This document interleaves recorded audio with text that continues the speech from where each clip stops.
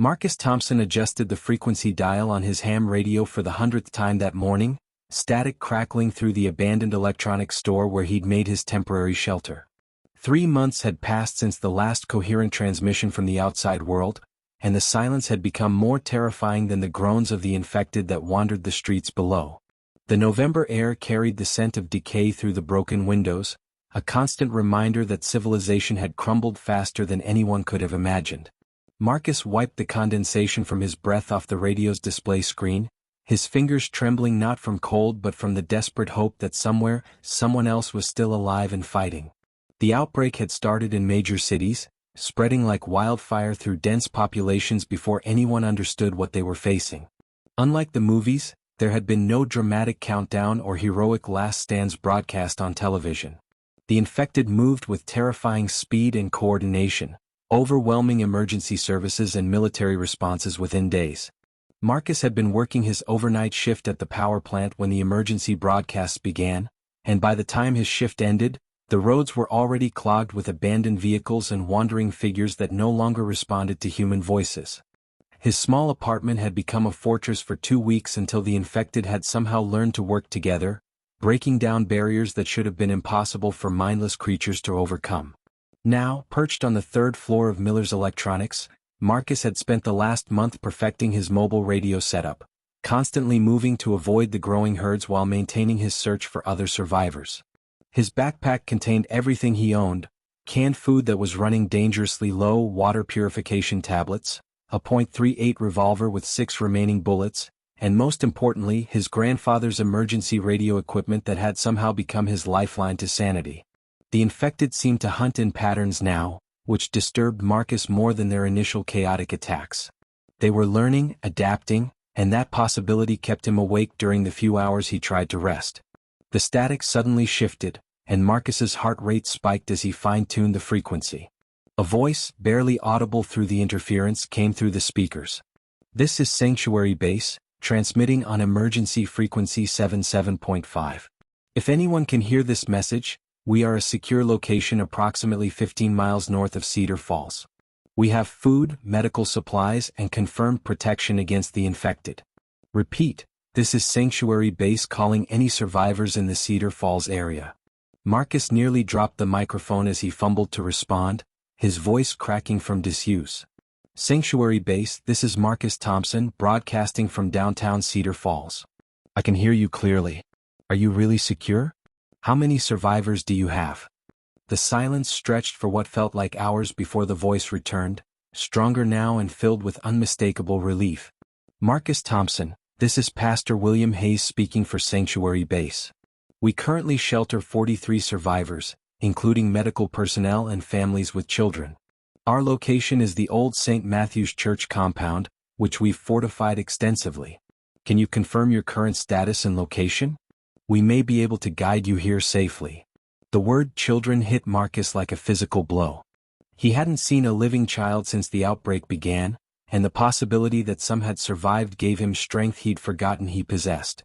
"Pastor Hayes, I'm mobile and can travel. I have radio equipment and some technical skills that might be useful. What's the best route to avoid the infected concentrations?" Pastor Hayes's voice carried a note of caution as he responded. "Marcus, before we proceed, I need to ask you some specific questions. Have you been bitten or scratched by any of the infected? Have you experienced any fever, unusual hunger, or loss of memory in the past 30 days? And perhaps most importantly, have you noticed anything unusual about how the infected react to your presence?" The questions puzzled Marcus, particularly the last one, but he answered honestly. "No bites or scratches, no symptoms of any kind. As for their reactions, I've noticed they seem to hunt in groups now, but they don't seem to track me specifically unless I make noise or visible movement. Why do you ask about their reactions?"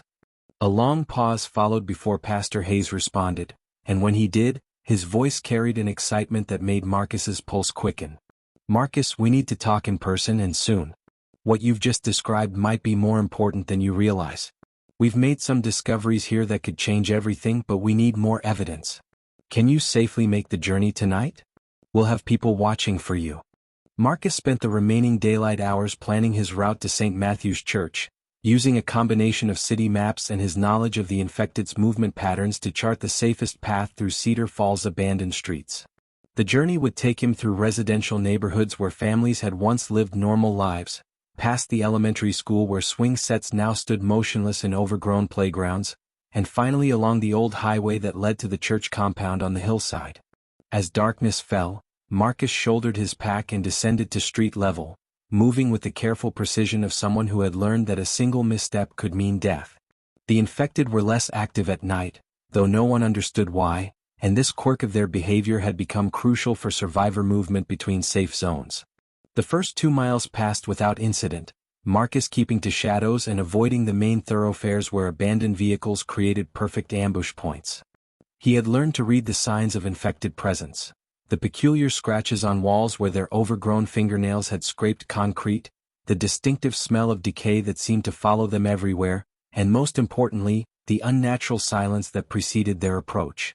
As he crept through the riverside neighborhood, Marcus noticed something that made him pause behind an overturned delivery truck.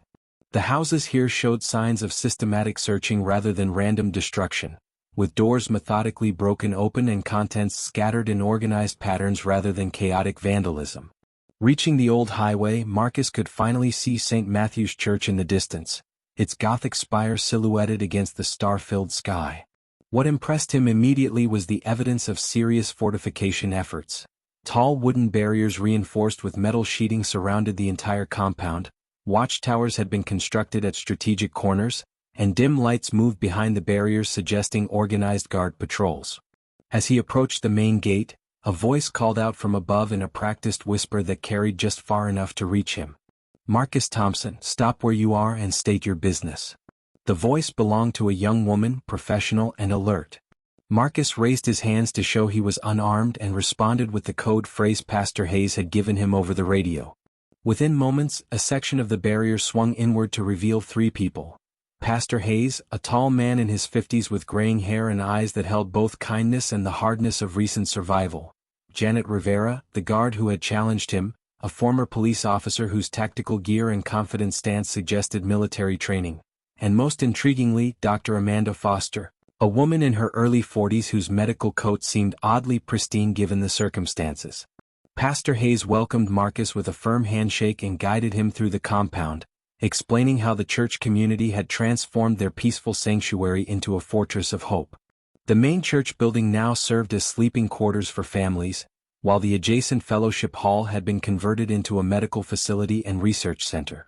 Gardens flourished in every available space, tended by survivors who had adapted their skills to this new reality, and a sophisticated water collection and purification system demonstrated the technical expertise within their group. Children's laughter echoed from somewhere within the main building, a sound so foreign after months of silence that Marcus felt tears threatening to blur his vision. Dr. Foster walked slightly apart from the group, observing Marcus with the intensity of someone conducting a scientific evaluation. She had been a virologist at the state university before the outbreak, Pastor Hayes explained, and her knowledge had become invaluable to their survival efforts.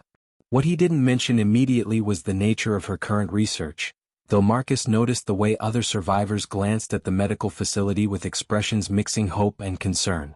As they toured the compound, Dr. Foster finally spoke directly to Marcus, her voice carrying an urgency that cut through the evening's casual conversation. "Marcus, Pastor Hayes mentioned your observations about the infected's behavior patterns. I need to ask you some very specific questions, and your answers might determine whether you're simply another survivor or something much more significant to our research." Her words created an immediate tension among the group, and Marcus sensed that he had stumbled into something far more complex than a simple survivor community. The doctor continued, "We've been studying the infected for 2 months now, and we've discovered something that contradicts everything the government told us before communications went dark. Some people aren't just surviving this plague, they're completely immune to it, and their presence affects the infected in ways that could change the outcome of this entire crisis." The weight of her words settled over Marcus as he realized that his journey to Sanctuary Base had brought him to the center of humanity's potential salvation, though the cost of that knowledge remained terrifyingly unclear. Dr. Foster led Marcus to her makeshift laboratory in the church basement, where medical equipment salvaged from the abandoned hospital created an incongruous scene beneath stained glass windows depicting biblical miracles. The contrast wasn't lost on Marcus as he watched her prepare blood testing materials with the same reverence Pastor Hayes might reserve for communion preparations. Over the past week, Marcus had undergone a series of tests that revealed what Dr. Foster had suspected from his radio transmission. His blood contained antibodies that not only prevented infection but seemed to actively neutralize the pathogen responsible for the outbreak. The implications were staggering, yet Marcus struggled to accept that his survival had been anything more than luck and careful planning. The discovery had created unexpected divisions within the sanctuary-based community, divisions that threatened to tear apart the very unity that had kept them alive. Pastor Hayes viewed Marcus's immunity as divine providence, proof that God had chosen certain individuals to carry humanity through its darkest hour, while Dr. Foster insisted that understanding the scientific mechanism behind the immunity was crucial for developing treatments for the broader population. These philosophical differences had escalated into heated discussions during evening community meetings, with some survivors supporting the pastor's faith-based approach and others rallying behind the doctor's scientific methodology.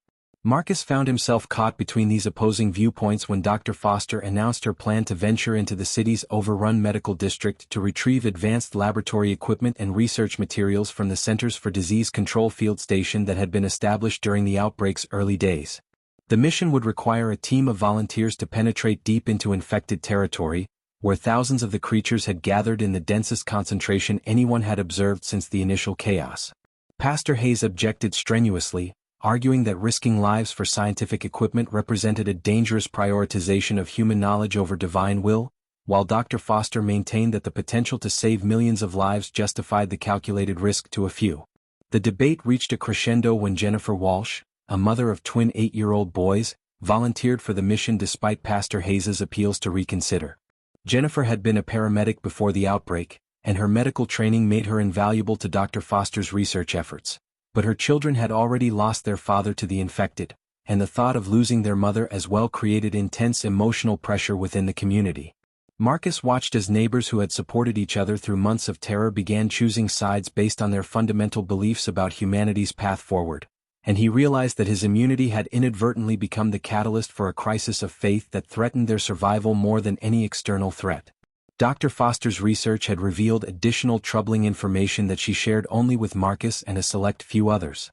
The infected weren't simply mindless predators as everyone had assumed, but appeared to be evolving rapidly, developing problem-solving abilities and communication methods that suggested the pathogen was actively modifying their neural pathways rather than destroying them.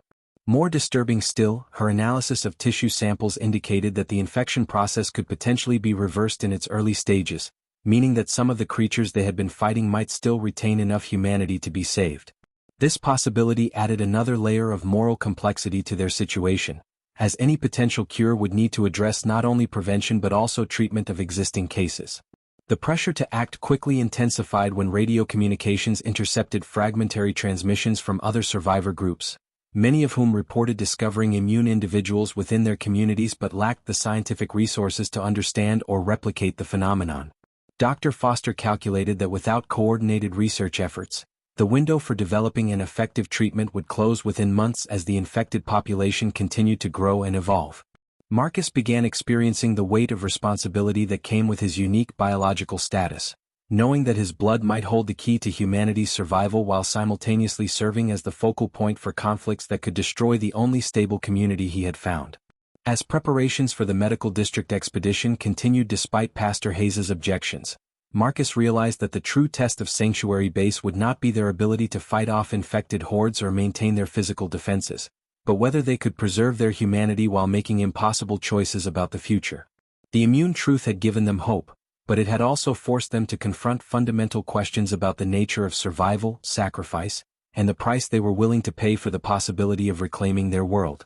Standing in the laboratory surrounded by scientific equipment and religious iconography, Marcus understood that the next phase of their journey would determine not just whether humanity survived, but what kind of species they would become in the process. The first signs of fracture appeared during the third week of November when the compound's carefully rationed food supplies reached critically low levels, forcing the community to confront the harsh mathematics of survival that no amount of faith or scientific optimism could overcome. Marcus discovered the extent of their desperation when he overheard a heated conversation between Robert Chin, a former construction foreman who had emerged as leader of the compound's security team, and several other survivors who believed that Marcus's immunity could be weaponized to solve their resource problems. Chen's proposal was brutally pragmatic. Use Marcus as bait to lure infected away from supply runs, essentially turning him into a human decoy whose unique biology would allow him to survive encounters that would kill anyone else. The suggestion horrified Pastor Hayes and Dr. Foster, but Marcus could see the dangerous appeal of the idea reflected in the desperate faces of parents whose children had begun losing weight despite the adults' attempts to hide their own hunger. The moral schism deepened when Elena Rodriguez, a teacher who had been coordinating the compound's educational activities for the surviving children, publicly supported Chen's proposal during a community meeting that devolved into the most contentious gathering since Marcus's arrival. Elena argued that extraordinary circumstances demanded extraordinary measures, and that Marcus's immunity represented a resource that could benefit the entire community rather than serving merely as a subject for Dr. Foster's research experiments. Her words carried particular weight because she had been one of Pastor Hayes's most faithful supporters, and her defection to Chen's pragmatic faction demonstrated how quickly desperation could erode previously unshakable moral foundations. Marcus watched in growing alarm as neighbors who had shared their last meals with each other began viewing him not as a person but as a tool whose value needed to be maximized for the group's survival. The situation deteriorated further when Chen's security team intercepted radio transmissions from a group of survivors trapped in the abandoned Walmart distribution center 12 miles south, who claimed to have access to massive quantities of canned goods and medical supplies but lacked the manpower to fight through the infected horde that had surrounded their location. Chen saw this as the perfect opportunity to test his theory about using Marcus as bait, proposing a mission where Marcus would draw the infected away from the distribution center while an armed team retrieved the supplies and rescued the trapped survivors. Dr. Foster objected vehemently, arguing that they still didn't fully understand the mechanisms behind Marcus's immunity and that exposing him to massive numbers of infected could potentially overwhelm even his enhanced resistance to the pathogen, while Pastor Hayes maintained that deliberately placing one person in mortal danger for material gain violated the fundamental principles upon which their community had been built. The debate reached a breaking point when Janet Rivera, the former police officer who had initially welcomed Marcus to the compound, revealed that Chen's faction had been secretly monitoring Marcus's movements and had already identified potential locations where he could be deployed as bait, regardless of his consent or the leadership's approval. This revelation shattered the trust that had held the community together, as survivors realized that some of their neighbors had been planning to use Marcus against his will, treating him as a resource to be exploited rather than a human being deserving of protection and respect. Marcus felt the weight of being reduced to his biological function, understanding for the first time how quickly survival pressures could strip away the civilized values that separated humanity from the infected creatures they were fighting.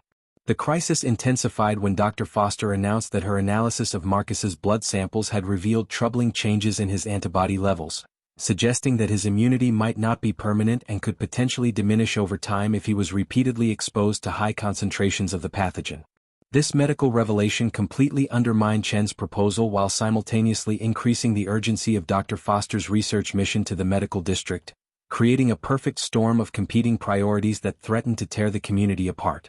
Marcus realized that he had become the unwitting center of a conflict that reflected humanity's struggle to maintain its moral identity while facing extinction, and that the choices they made about his fate would ultimately determine whether Sanctuary Base represented hope for civilization's renewal or simply another step in its gradual collapse. As winter approached and resources continued to dwindle, Marcus understood that the true test of their community would not be their ability to survive external threats, but whether they could resist the temptation to sacrifice their principles for short-term advantages that might ultimately cost them their humanity. The trials of trust had begun, and the outcome would determine not only whether they survived the coming months, but what kind of people they would be if they lived to see another spring. Dr. Foster's breakthrough came at 3 a.m. on a bitterly cold December night, when exhaustion and desperation had driven her to attempt one final synthesis using the last of her laboratory reagents and a sample of Marcus's blood that she had been saving for emergency analysis. The compound lay silent except for the distant moans of infected creatures that had begun gathering in larger numbers as winter deepened, their behavior becoming increasingly unpredictable as temperatures dropped and their food sources became scarce. Marcus had volunteered to assist her in the laboratory, partly from scientific curiosity but mainly because he could no longer bear the weight of the community's expectations and needed something constructive to focus on besides the constant debates about his utility as either a research subject or a weapon against the infected hordes. The moment of discovery arrived when Dr. Foster's makeshift centrifuge separated the final sample and revealed a crystalline precipitate that contained the pure antibodies responsible for Marcus's immunity, isolated in a form that could theoretically be replicated and administered to other individuals. Her hands shook as she prepared the first test batch, using equipment salvaged from the abandoned veterinary clinic and sterilization methods that would have horrified her colleagues in her former laboratory but represented the pinnacle of medical technology available in their current circumstances. Marcus watched her work with growing excitement and terror, understanding that success would transform him from a unique survivor into the template for humanity's salvation, while failure might condemn their entire community to slow starvation or eventual annihilation by the infected. The initial tests on tissue samples proved promising beyond Dr. Foster's most optimistic projections, showing that the synthesized antibodies could neutralize the pathogen even in advanced stages of infection, though the process required precise dosages and careful monitoring that would be impossible to achieve without proper medical equipment and controlled laboratory conditions. When she shared her preliminary results with Pastor Hayes and the community leadership, the news created a surge of hope that temporarily united the fractured factions. Though Marcus noticed that Chen and his supporters immediately began calculating how they could leverage this development to justify more aggressive resource acquisition strategies. The prospect of a cure had given everyone renewed purpose, but it had also intensified the pressure to take risks that might ultimately destroy the very thing they were trying to preserve.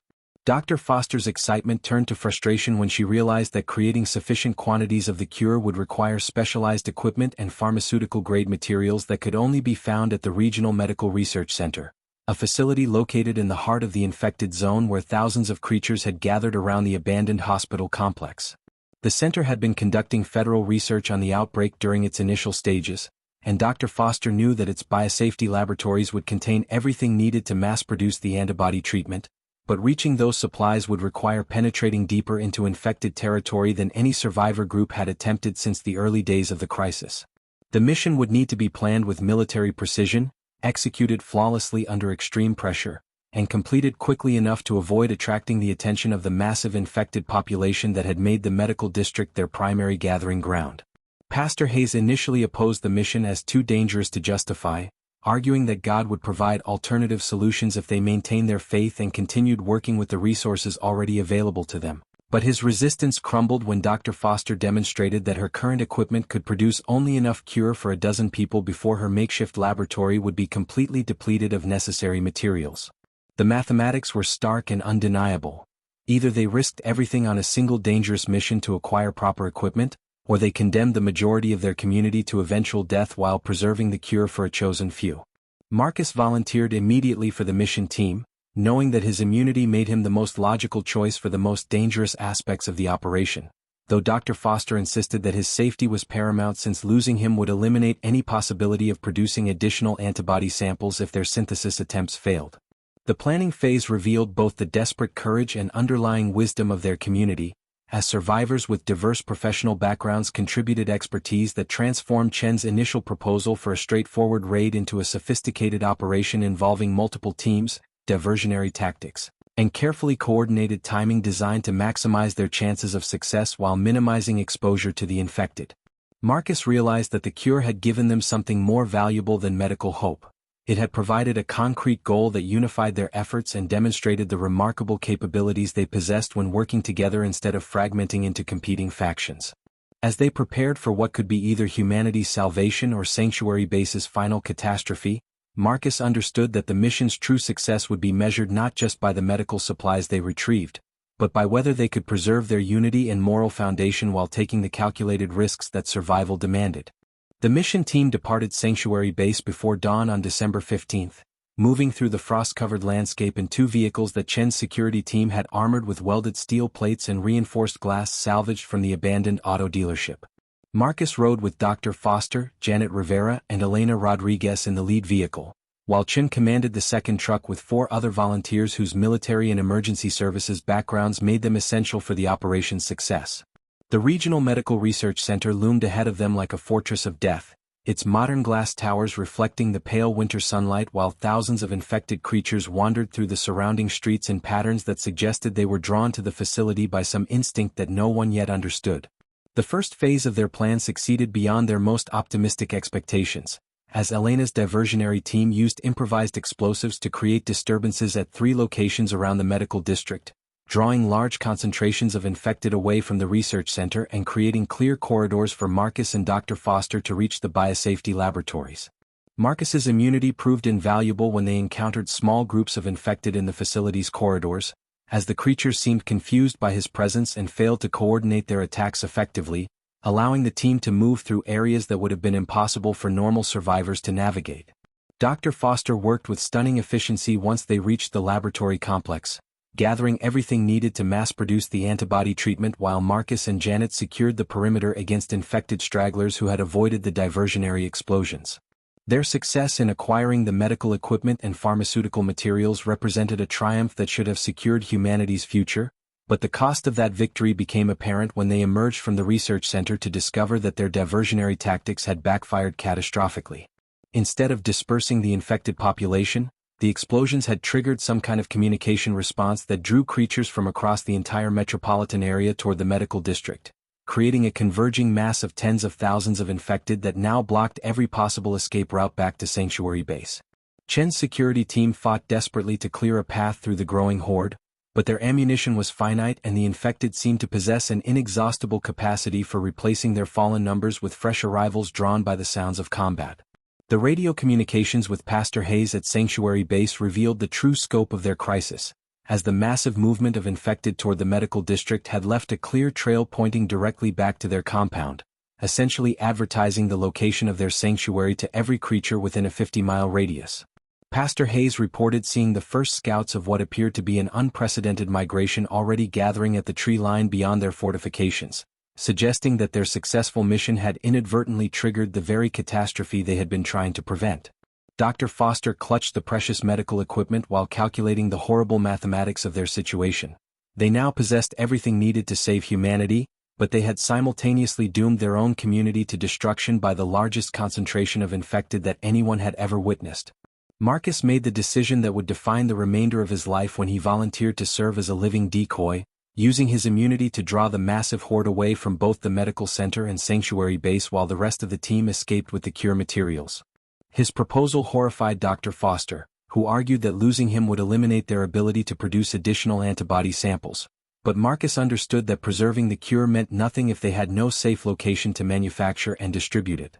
Pastor Hayes's voice over the radio carried both pride and heartbreak as he gave his blessing for Marcus's sacrifice, recognizing that true faith sometimes demanded impossible choices that transcended individual survival in service of humanity's broader salvation. The final phase of their escape became a desperate race against time as Marcus led the infected horde on a winding chase through the city's industrial district while Dr. Foster's team fought their way back to Sanctuary Base with the medical equipment that represented their species' only hope for long-term survival. Marcus discovered that his immunity extended beyond simple protection from infection to include an apparent ability to influence infected behavior patterns, as he found himself able to guide the massive horde away from populated areas where other survivor groups might be hiding. The infected followed him with single-minded determination through abandoned factories and empty warehouses, their collective pursuit creating a thunderous sound that echoed across the frozen landscape like the footsteps of an approaching apocalypse. As night fell and Marcus continued his deadly dance with tens of thousands of infected creatures, he realized that his role in humanity's survival story had evolved from that of a passive test subject to an active agent of salvation, though the cost of that transformation might ultimately be measured in his own life. Marcus's desperate gambit to lead the infected horde away from Sanctuary Base stretched through the longest night of his life, as he navigated the industrial wasteland beyond Cedar Falls with tens of thousands of creatures following his every movement through frozen streets and abandoned factories. His immunity had evolved into something far more complex than simple resistance to infection, manifesting as an ability to influence the creature's behavior patterns in ways that Dr. Foster's research had never predicted. As dawn approached, Marcus discovered that he could actually direct the massive horde towards specific locations, leading them away from populated areas and into the abandoned quarry north of the city where their sheer numbers caused a catastrophic collapse that trapped thousands of infected beneath tons of rock and debris. The sacrifice he had expected to make transformed into an unexpected victory that eliminated the largest concentration of infected creatures anyone had encountered since the outbreak began. Dr. Foster's team reached Sanctuary Base just as Pastor Hayes was preparing the community for a final siege, and the medical equipment they carried represented more than scientific salvation. It embodied the synthesis of faith and reason that had sustained them through their darkest hours. Working around the clock in her expanded laboratory, Dr. Foster successfully synthesized the first batch of antibody treatment while the entire community contributed their skills to the production effort, transforming the church basement into a pharmaceutical facility that operated with both scientific precision and spiritual dedication. The cure proved even more effective than her initial tests had suggested, not only preventing new infections but actually reversing the pathogen's effects in individuals who had been recently infected, offering hope for the thousands of people who might still be saved if the treatment could be distributed quickly enough. The true test of their achievement came when radio communications revealed that survivor communities across the continent had been monitoring their transmissions and desperately needed access to the cure as their own situations deteriorated with the approach of winter. Pastor Hayes faced the most difficult decision of his leadership when he realized that sharing the cure formula would require broadcasting detailed instructions that infected groups could intercept and potentially exploit, while keeping it secret would condemn countless survivors to death despite their ability to save them. Dr. Foster supported immediate global distribution, arguing that humanity's survival depended on coordinated treatment efforts rather than isolated sanctuaries, while Chen's security faction worried that revealing their capabilities would attract hostile survivors who might try to seize their compound and monopolize the cure for their own purposes. Marcus's unexpected return to Sanctuary Base 3 days after his presumed sacrifice provided the catalyst for their final decision, as his successful manipulation of the infected horde had demonstrated possibilities for reclaiming infected territory that no one had previously imagined. His immunity had apparently strengthened through exposure to massive numbers of infected creatures, evolving into an active ability to influence their behavior rather than simply resisting their attacks, suggesting that the cure might eventually enable treated individuals to actively combat the infection rather than merely surviving it. Dr. Foster's analysis of Marcus's enhanced blood samples revealed that his antibodies had undergone spontaneous improvements that could potentially be replicated in laboratory conditions, offering the possibility of creating not just a cure but an enhancement that would give humanity decisive advantages in reclaiming their world.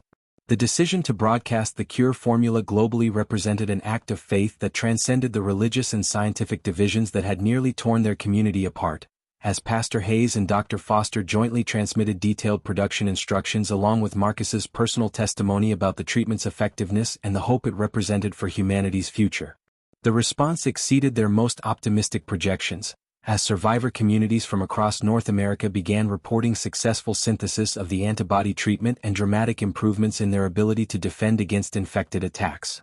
Within weeks, coordinated groups of treated survivors were actively hunting infected hordes rather than simply hiding from them, beginning the long process of reclaiming cities and towns that had been abandoned during the initial outbreak. The transformation of Sanctuary Base from a desperate refuge into a beacon of hope reflected the broader changes sweeping across the continent as the cure enabled humanity to transition from survival mode to active resistance against the infected plague. Marcus found himself serving as both a medical resource and a symbol of possibility, traveling to other survivor communities to provide blood samples for cure production while demonstrating the enhanced capabilities that treatment could eventually provide. Pastor Hayes and Dr. Foster continued their partnership, proving that faith and science could work together to achieve results that neither could accomplish alone, while the community they had built became a model for the cooperative settlements that began emerging as humanity slowly reclaimed its world. The story that had begun with desperate voices on a radio frequency had evolved into humanity's declaration that extinction was not inevitable, and that even the darkest chapters of their species' history could lead to dawn if they maintained both courage and compassion in their fight for survival.